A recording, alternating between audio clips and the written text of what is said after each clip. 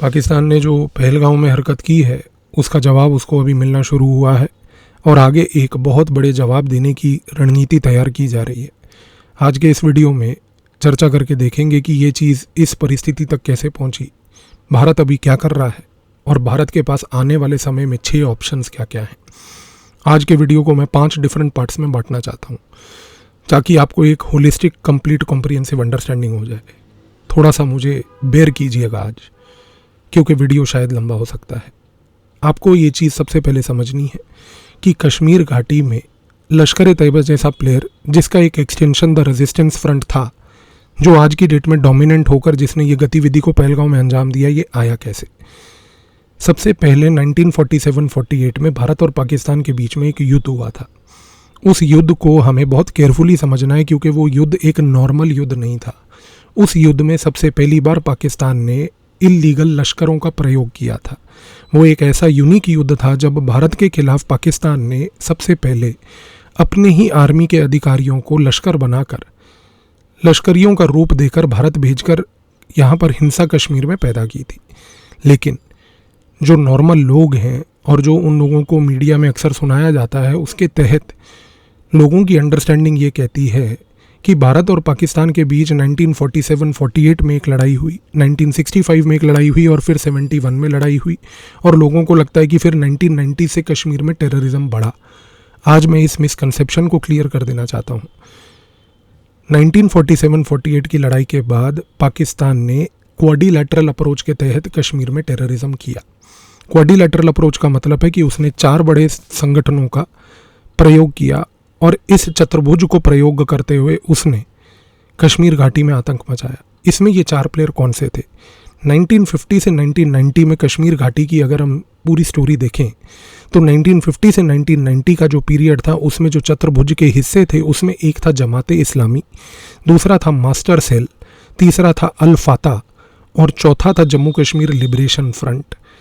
पाकिस्तान ने 1950 से 1990 तक इस 4 पॉइंट एजेंडा के तहत इन 4 संगठनों को मजबूत करके पूरे के पूरे कश्मीर घाटी में जिस प्रकार से हिंसा करवाई, उसमें जमाते इस्लामी, मास्टर सेल, अल फाता और सबसे महत्वपूर्ण Jammu Kashmir Liberation front core players थे।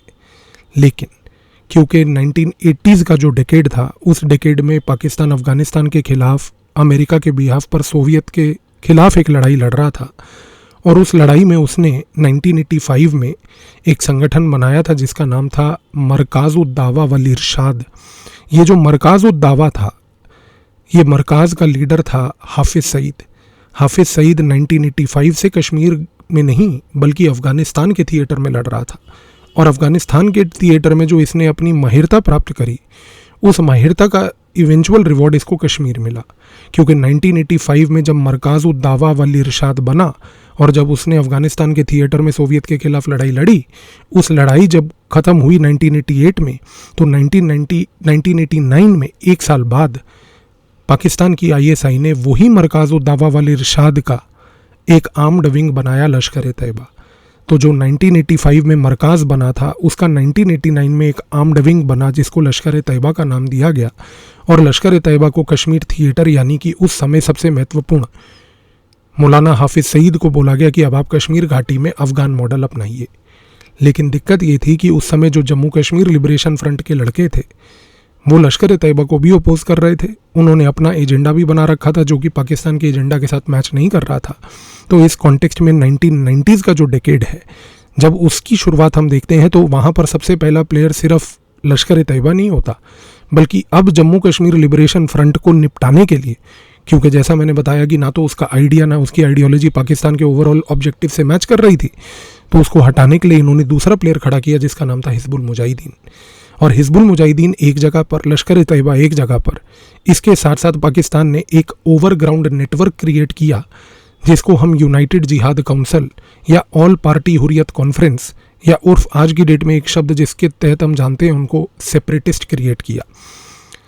आप देखने की कोशिश कीजिए कि 1990 से जम्मू कश्मीर लिबरेशन फ्रंट के लोगों को जब हिजबुल मुजाहिदीन टपका रही थी तो हिजबुल मुजाहिदीन एक प्लेयर था, इसके बाद लश्कर ए तैयबा एक प्लेयर था, और party Hurriyat conference and United Jihad council एक प्लेयर था।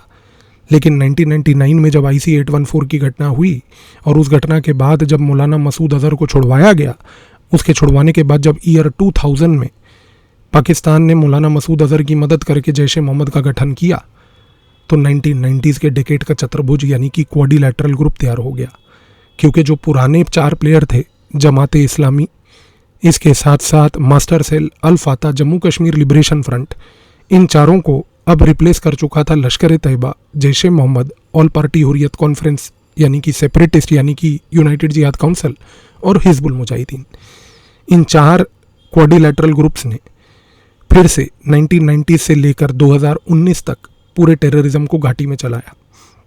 लेकिन 2019 में डायनेमिक्स बदले, क्योंकि भारत की सरकार ने जब पार्लियामेंट में एक बिल पेश करके अनुच्छेद 370 जिसको आर्टिकल 370 कहते हैं उसको नॉकडाउन किया, उसको हटाया, तो उसके बाद पाकिस्तान ने अपने टेररिज्म के डायनेमिक्स बदल लिए। क्यों? क्योंकि जब आर्टिकल 370 ख़त्म हुआ और सुरक्षा फोर्सेज ने कश्मीर घाटी का कमान संभाला, तो जो ऑल पार्टी हुर्रियत कॉन्फ्रेंस जिसको सेपरेटिस्ट कहते हैं हम लोग, उनको जो हवाला के थ्रू पैसा मिल रहा था, पहले तो वो पैसा बंद हो गया, तो यहाँ पर all party Hurriyat conference crumble करके गिरने लग गई। जब एक जगह पर ऑल पार्टी हुर्रियत कॉन्फ्रेंस गिर रही थी, उसी जगह पर हिजबुल मुजाहिदीन के रिवाइवल को हमने होने नहीं दिया, तो बचे केवल 2 खिलाड़ी। तो आज एक चीज़ को समझ लीजिए कि 2019 के बाद कश्मीर घाटी में वो क्वाड्रिलैटरल जो अभी तक चल रहे थे 1950 से, वो अब ट्रांसफॉर्म होकर बाइलैटरलिज्म यानी कि ड्यूअल ग्रुप्स में आ गए। अब वो जो ड्यूअल ग्रुप्स थे वो कौन से थे? यहाँ पर 2 ड्यूअल ग्रुप्स जो बचे थे वो केवल थे लश्कर ए तैयबा, जैश ए मोहम्मद। लेकिन 2019 में पाकिस्तान ने एक बड़ी ही गहरी रणनीति बनाकर ये निर्णय लिया कि लश्कर ए तैयबा और जैश ए मोहम्मद का प्रयोग कश्मीर में डायरेक्टली नहीं करेंगे। इस रीज़न से 2020 में लश्कर ए तैयबा का एक्सटेंशन, एक फ्रंट ऑर्गेनाइजेशन जिसका नाम रखा गया द रेजिस्टेंस फ्रंट बनाई गई। इसके साथ साथ जैश ए मोहम्मद का एक फ्रंट ऑर्गेनाइजेशन जिसका नाम रखा गया पीपल एंटी फासिस्ट फ्रंट, वो बनाई गई। अब यहाँ पर गौर कीजिए कि 2020 से पाकिस्तान ने ये शब्द को क्यों बदला। उसने ये इस्लामिक शब्द जो लश्कर ए तैयबा, जैश ए मोहम्मद जैसे जुड़े हुए थे, उसको ट्रांसफॉर्म करके the resistance front end people anti fascist front क्यों बनाया? क्योंकि उस समय पाकिस्तान को ये समझ आया कि जो ग्लोबल लेवल पर मूवमेंट्स चल रही हैं, ग्लोबल लेवल पर जो पॉलिटिक्स चल रही है और डिबेट चल रहा है, उस डिबेट में सबसे ज़्यादा ट्रैक्शन अगर किसी शब्द को मिलती है तो वो है स्ट्रगल। सबसे ज़्यादा ट्रैक्शन अगर किसी शब्द को मिलती है तो वो है फ्रीडम। सबसे ज़्यादा ट्रैक्शन अगर सपोर्ट किसी शब्द को मिलता है तो वो है रेजिस्टेंस। इस रीज़न से पहली बात तो पाकिस्तान ने ये रणनीति बनाई कि क्योंकि ग्लोबल लेवल पर एक राइट्स मूवमेंट है, इस राइट्स मूवमेंट में स्ट्रगल, इस राइट्स मूवमेंट में फ्रीडम, इस राइट्स मूवमेंट में रेजिस्टेंस, इन जैसे शब्दों को, सेल्फ डिटर्मिनेशन जैसे शब्दों को आज की डेट में सपोर्ट, समर्थन मिलता है, तो हम क्यों ना इन्हीं शब्दों के तहत गेम को खेलें। बात वही थी कि रेजिस्टेंस फ्रंट में लोग लश्कर ए तैयबा के थे, पीपल एंटी फासिस्ट फ्रंट में लोग जैश ए मोहम्मद के थे, लेकिन नाम ऐसे रख दिए गए कि जिसके तहत पाकिस्तान के 2 उद्देश्य पूरे हो गए। पहला उद्देश्य ये था कि उसने इस्लामिक शब्दों को हटाने के बाद ये नैरेटिव पैदा करना शुरू कर दिया कि ये जो रेजिस्टेंस है, ये जो आज की डेट में फ्रीडम स्ट्रगल की चर्चा कर रहे हैं लोग, आज ये जो संगठन पीपल एंटी फासिस्ट फ्रंट हो या रेजिस्टेंस फ्रंट हो, ये जो सेल्फ डिटर्मिनेशन की चर्चा कर रहे हैं ये लोग होम ग्रोन लोग हैं। होम ग्रोन का मतलब ये है कि पाकिस्तान ने पूरा ब्लेम डालने की कोशिश कर दी कि हमारा इस्लामिक जिहाद से कोई लेना देना नहीं। भारत में हिंदुत्ववादी फोर्सेस के खिलाफ, फासीवाद फोर्सेस के खिलाफ जो लोग खड़े हो रहे हैं, उन लोगों की वजह से ये लोग रेजिस्टेंस कर रहे हैं। और आपने देखा होगा कि भारत में कुछ प्रकार के लोग हैं, राजनेता हमारे सो कॉल्ड खास करके, जिनका सुबह से रात सिर्फ एक ही एजेंडा होता है कि भारत में फासीवाद है, फासीवाद है। ये एजेंडा चलाते हैं, इससे इन जैसे संगठनों को समर्थन मिलता है क्योंकि इन लोगों की रिश्तेदारी है। इसके साथ साथ सबसे बड़ी बात को देखिए कि यहाँ पर पाकिस्तान ने इस काम को तो अमल किया ही किया, लेकिन इसके साथ एक और चीज़ करी। पाकिस्तान ने अपना पल्ला झाड़ लिया। पाकिस्तान ने कहा कि देखिए, अगर फासीवाद के खिलाफ, भारत के अंदर हिंदुत्व के खिलाफ लोग रेजिस्टेंस कर रहे हैं, लोग उस एंटी फासिस्ट फ्रंट के खिलाफ एक लड़ाई लड़ रहे हैं, सेल्फ डिटर्मिनेशन की बात कर रहे हैं, तो इसमें पाकिस्तान का तो कोई रोल ही नहीं है। इसी रीज़न से आप देखिए कि कल पाकिस्तान का जो डिफेंस मिनिस्टर था, उसकी तरफ से स्टेटमेंट आया कि हम खंडन करते हैं कि जो टूरिस्ट के ऊपर अटैक हुआ, लेकिन ये होम ग्रोन इशू है जो पाकिस्तान का इससे कोई लेना देना नहीं। इस गेम को समझ लीजिए। अब सबसे बड़ी बात यह है कि ये रेजिस्टेंस फ्रंट और पीपल एंटी फासिस्ट फ्रंट 2020 से जब बने तो इन्होंने आफ्टर ऑल किया क्या? इन्होंने सबसे पहले ये किया कि इन्होंने इस न्यू टर्मिनोलॉजी का resistance, freedom, struggle, self determination के बेसिस पे लोगों को रीच आउट किया। ये तरीका इसलिए यूनिक था क्योंकि जब आप इन शब्दों का प्रयोग करते हैं तो इन शब्दों से आप उन लोगों के प्रतीक भी एक सेंटीमेंट क्रिएट करते हैं जो लोग पहले आपसे जुड़ना नहीं चाहते थे। क्योंकि जब आप लश्कर ए तैयबा जाके बोलेंगे तो एक आदमी समझेगा कि नहीं यार, लश्कर एक इस्लामिक टेररिस्ट संगठन है, मुझे इससे नहीं जुड़ना। लेकिन जब आप बोलोगे कि मैं तो द रेजिस्टेंस फ्रंट हूँ, तो उसको लगेगा कि नहीं, ये जो स्ट्रगल है इनका, ये जो आज की डेट में रेजिस्टेंस की बात कर रहे हैं, सेल्फ डिटर्मिनेशन की बात कर रहे हैं, मैं जुड़ूंगा। गेम समझिए। दूसरा पॉइंट, जब इन्होंने ये बात करी तो यहाँ पर 2020 से लश्कर ए तैयबा के बिहाफ पे रेजिस्टेंस फ्रंट और जैश ए मोहम्मद के बिहाफ पे पीपल एंटी फासिस्ट फ्रंट ने कश्मीर के अंदर ओवरग्राउंड वर्कर्स क्रिएट करने शुरू करे। ये जो ओवरग्राउंड वर्कर्स थे, हमारी सिक्योरिटी जो सेना है, हमारी सिक्योरिटी फोर्सेस हैं, हमारी इंटेलिजेंस एजेंसीज हैं, इनको कहती हैं hybrid terrorists. Hybrid terrorist Kashmir घाटी में वो लोग हैं जिन लोगों का लश्कर से, जिन लोगों का जैश ए मोहम्मद से कोई लेन देन नहीं।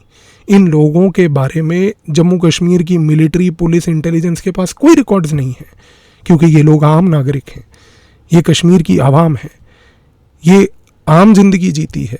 लेकिन ये साथ ही में ऑनलाइन लेवल पर रेडिकलाइज होकर इन टेररिस्ट्स का, जो रेजिस्टेंस फ्रंट या पीपल एंटी फासिस्ट फ्रंट से जुड़े हैं, इनका समर्थन करती है। कैसे? इनको लॉजिस्टिकल सपोर्ट देके। ये जो 4 टेररिस्ट घुसे, जिन 4 टेररिस्ट्स ने ये गतिविधि करी, इनको जो लॉजिस्टिकल सपोर्ट दिया गया, ये दिया गया इन हाइब्रिड टेररिस्ट्स की तरफ से, जो 2020 से लेकर 25 तक द रेजिस्टेंस फ्रंट और पीपल एंटी फासिस्ट फ्रंट ने नर्चर किए। अब एक जगह पर आप एक इमोशनल सेंटीमेंट क्रिएट कर रहे हो कि हम रेजिस्टेंस कर रहे हैं, हम जो है फांसीवाद के खिलाफ लड़ रहे हैं, हिंदुत्व के खिलाफ लड़ रहे हैं। लेकिन लोग सिर्फ इसी चीज़ से नहीं जुड़ेंगे। इन्होंने एक और चीज़ करी। इन्होंने यूथ को टारगेट करने के लिए, यूथ को अपने साथ जोड़ने के लिए उनको दिखाए M4 कार्बाइड राइफल्स। ये M4 कार्बाइड राइफल्स जो हैं 1980s के डेकेड में अमेरिका ने सोवियत के खिलाफ जंग लड़ने के लिए बनाए थे।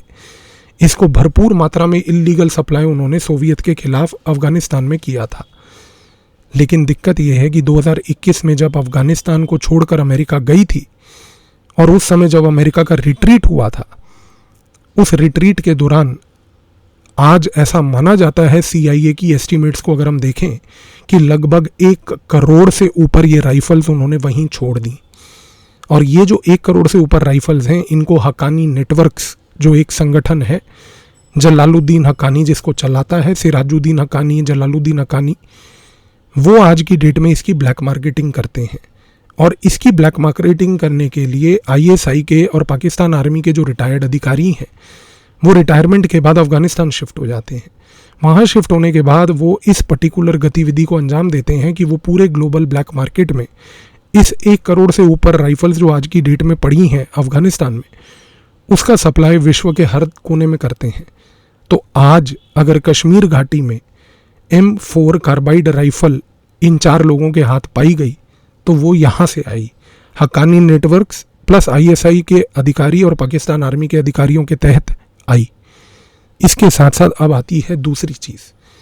पहलगांव में जो हुआ, ये भारत की इंटेलिजेंस एजेंसीज की अगर हम माने तो ये एक नई रणनीति है।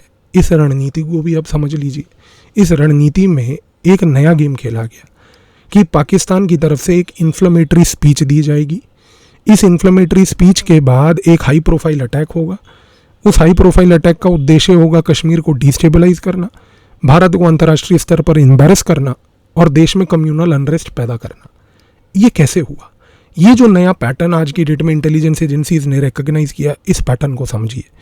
इस पैटर्न को इसलिए समझिए क्योंकि यहाँ पर अभी कुछ दिन पहले पाकिस्तान का आर्मी चीफ जो है जनरल आसिम मुनीर, उसने पाकिस्तान के डायस्पोरा को एक स्पीच दी। उस स्पीच में उसने कहा कि 2 नेशन थ्योरी को मत भूलिएगा, कश्मीर जगलर वेन है, उसको हम कभी नहीं छोड़ेंगे, एक अनफिनिश्ड बिजनेस है पार्टीशन का जिसको कंप्लीट करना बाकी है, अपने बच्चों को 2 नेशन थ्योरी को सिखाइएगा। ये चीज़ एक प्रकार की जो स्टेटमेंट उसने डायस्पोरा को दी, आज भारत की इंटेलिजेंस एजेंसीज ये बात बोल रही हैं कि यहाँ पर छुपा था मेन मैसेज। इंटेलिजेंस लैंग्वेज में ये जो आसिम मुनीर की स्पीच थी, इसको हम कहते हैं क्लासिकल लैंग्वेज में insight without attribution. Insight without attribution का क्या मतलब है? इनसाइट विदाउट एट्रीब्यूशन का मतलब है डॉग विस्लिंग। इंटेलिजेंस एजेंसीज ने कहा कि यहाँ पर पहलगांव में जो देखा गया उसको डॉग विस्लिंग कहा जाए। डॉग विस्लिंग का मतलब ये है कि जब आप एक डॉग को, एक कुत्ते के सामने सीटी बजाते हैं तो कुत्ता भागा हुआ आता है। आप कभी करके भी देखिएगा और आपने कई बार किया भी होगा। यहाँ पर यही रणनीति अपनाई गई।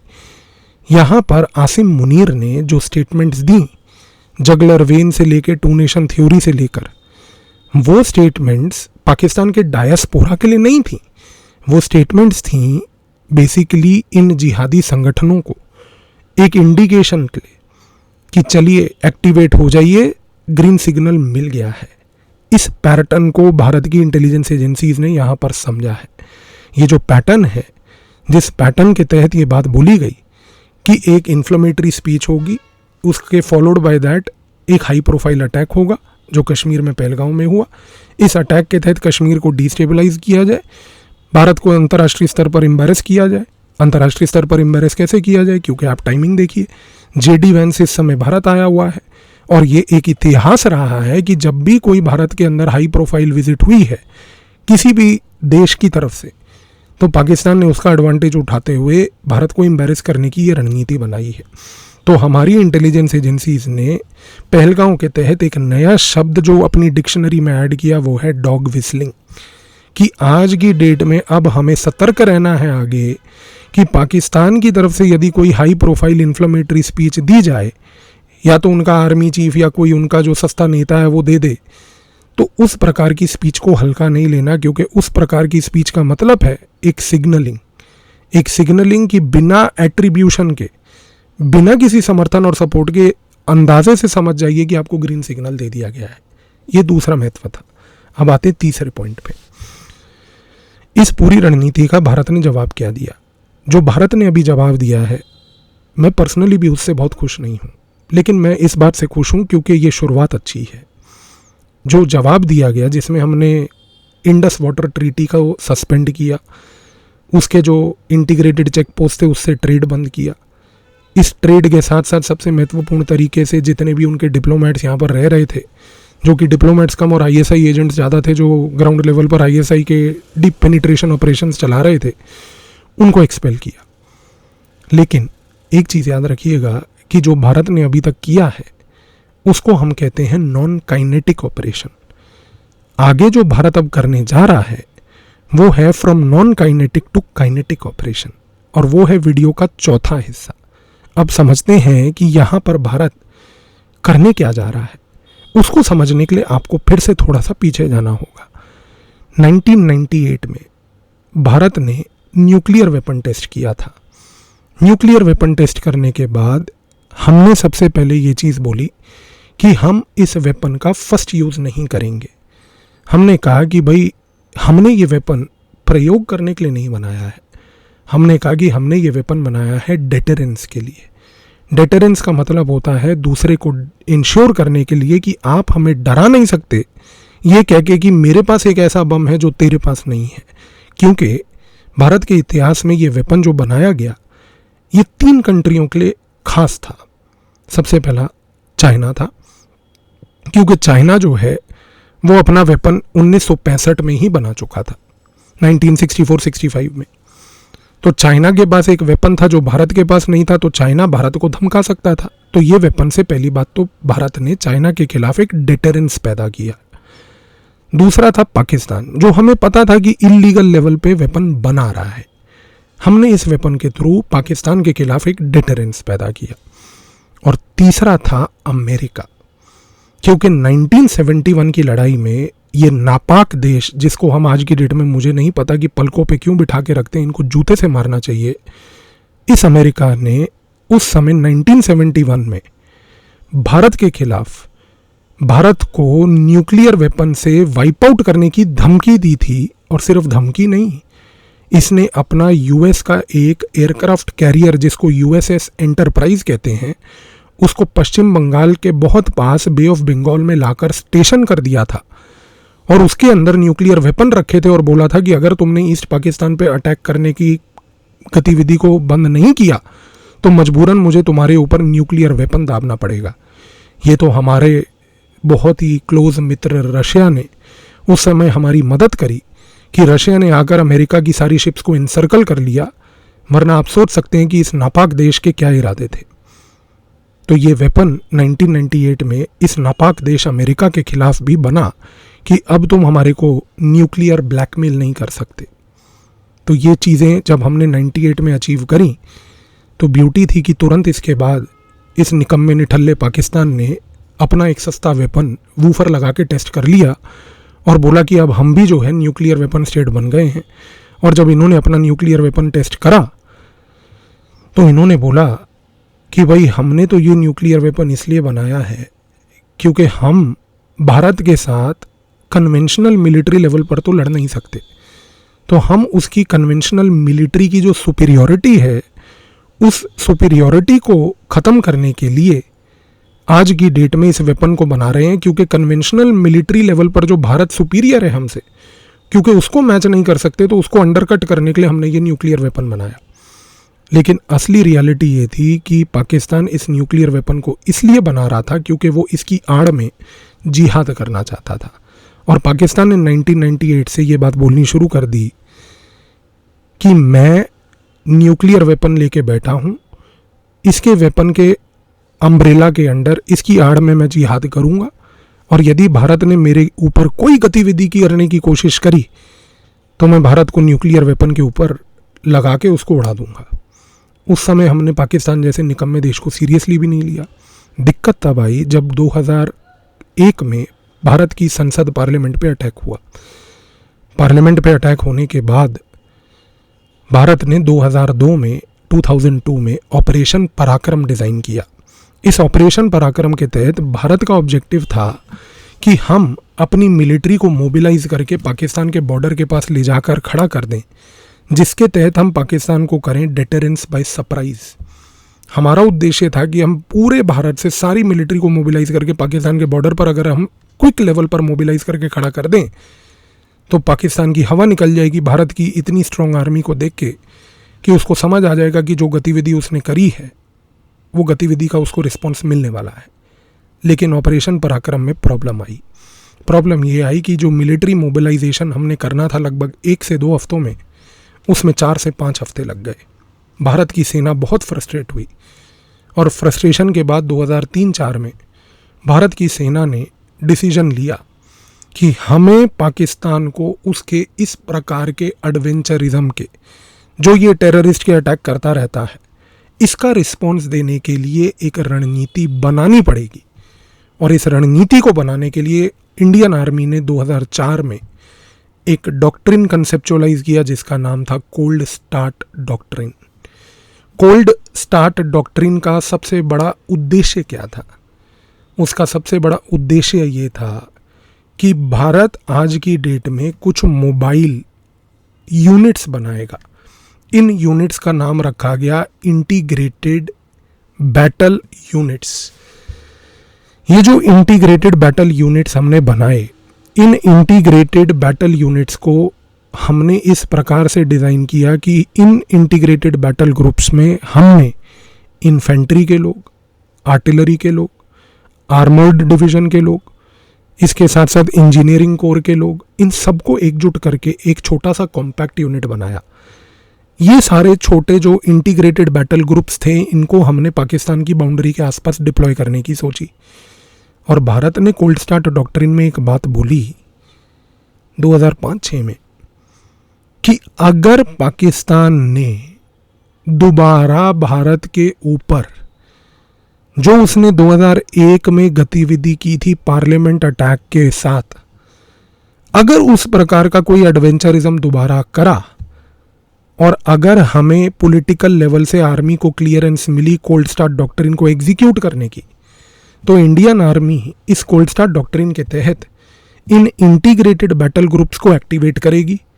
ये इंटीग्रेटेड बैटल ग्रुप्स उस अटैक के 24 से 48 घंटे में 24 टू 48 आवर्स के अंदर अंदर एक स्विफ्ट ऑपरेशन, एक स्पीडी ऑपरेशन करेंगे, जिसके तहत ये इंटीग्रेटेड बैटल ग्रुप्स बॉर्डर पार करेंगे। बॉर्डर पार करके पाकिस्तान की आर्मी के, पाकिस्तान के टेररिस्ट ग्रुप के जितने भी लॉन्च पैड्स हैं और पाकिस्तान की जो टेरिटरी है उसको कैप्चर कर लेंगे। और ये ऑपरेशन 24 से 48 घंटे में इतना फास्ट होगा कि जितनी देर में पाकिस्तान अपनी आंख भनक के समझने की भी कोशिश करेगा कि उसके साथ क्या हुआ, उतनी देर में भारत के ये इंटीग्रेटेड बैटल ग्रुप्स जो हैं, ये सारे के सारे इंटीग्रेटेड बैटल ग्रुप्स पाकिस्तान की टेरिटरी को कैप्चर कर लेंगे। और अगर ये टेरिटरी हमने कैप्चर कर ली, इसके बाद इंडियन आर्मी ने कहा कि हम पाकिस्तान से फिर बात करके बोलेंगे कि अगर आप चाहते हो कि ये टेरिटरी आपको वापस मिल जाए तो अपने उस टेररिस्ट इंफ्रास्ट्रक्चर को डिसमेंटल करो और उस टेररिस्ट ग्रुप के हेड को हमारे पास भेजो।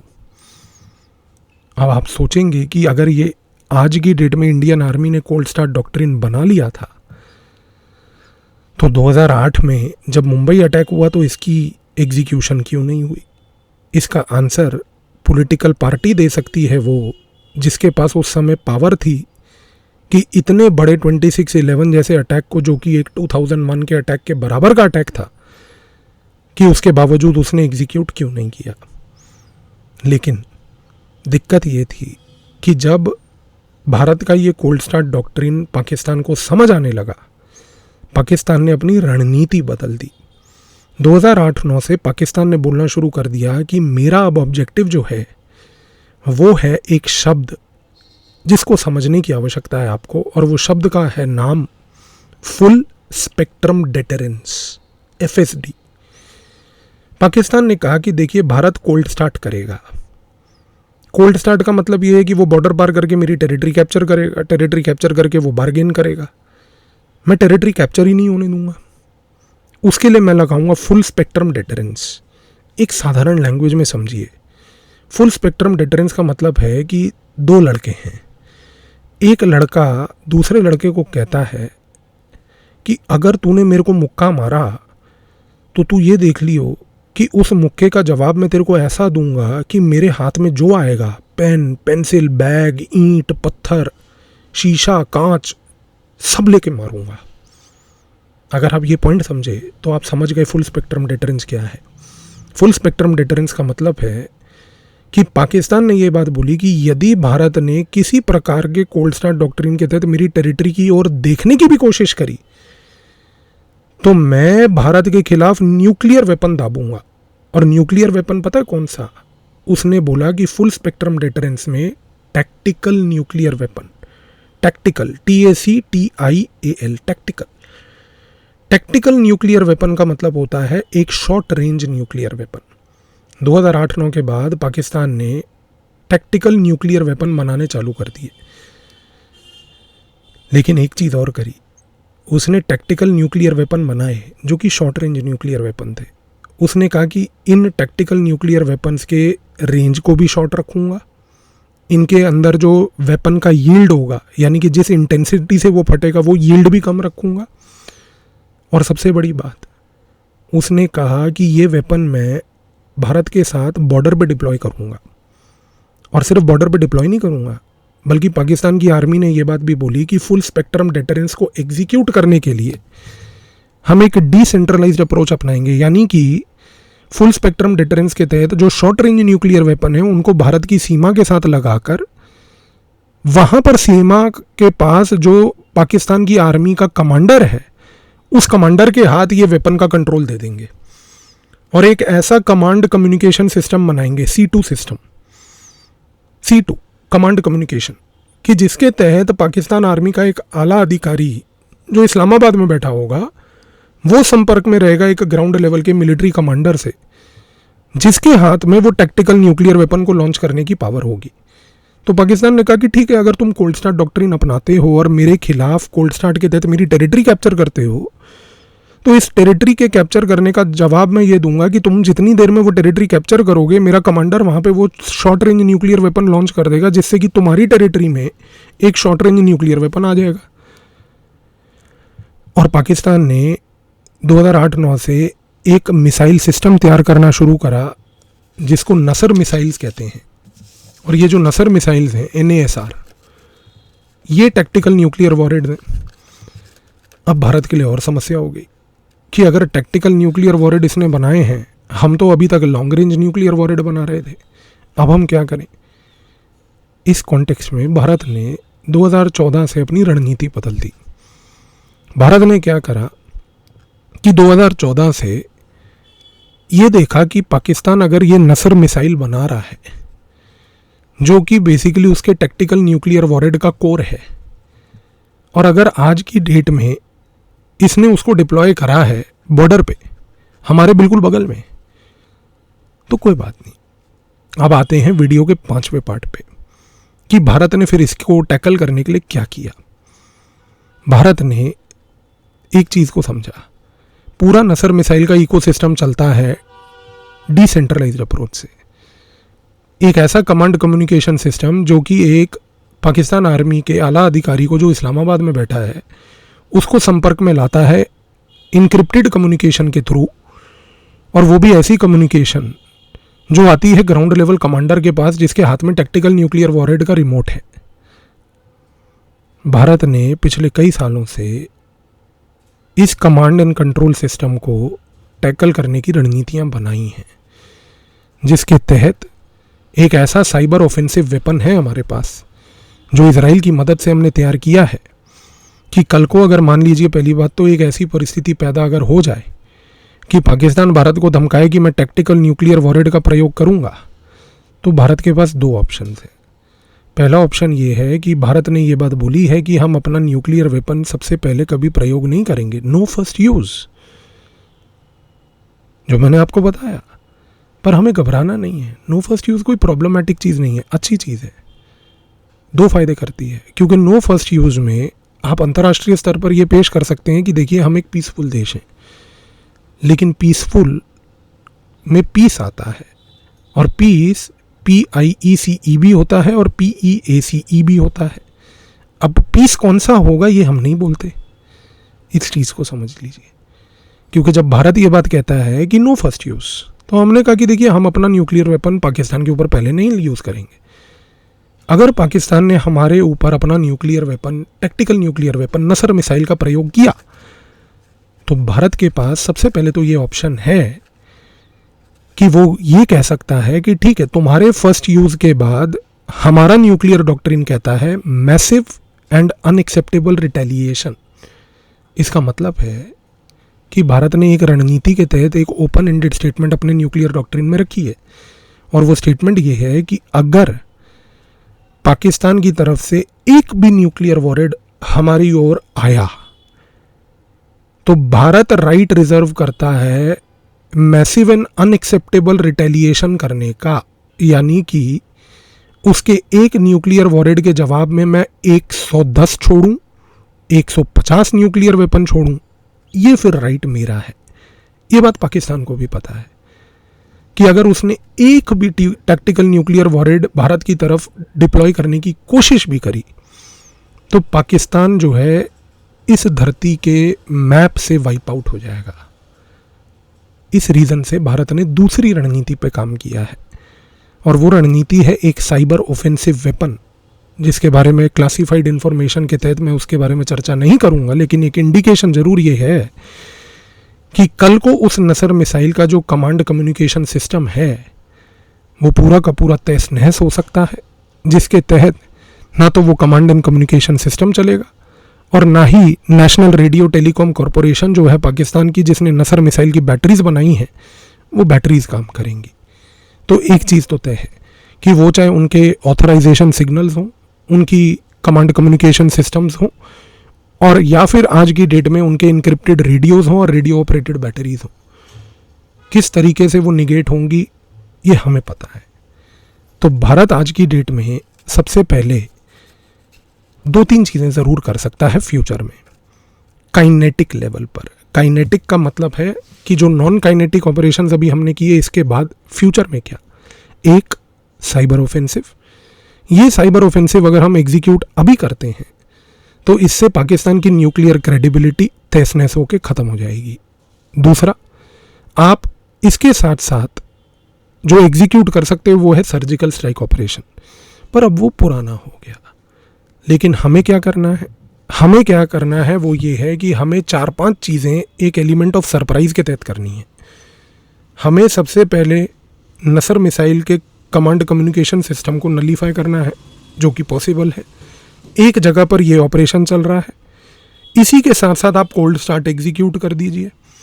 जैसे ही आप कोल्ड स्टार्ट एग्जीक्यूट करेंगे, वो टैक्टिकल न्यूक्लियर वॉरेट दबाने की कोशिश करेगा, वो दबेगा ही नहीं, क्योंकि आपने उसका C2 सिस्टम निगेट कर दिया।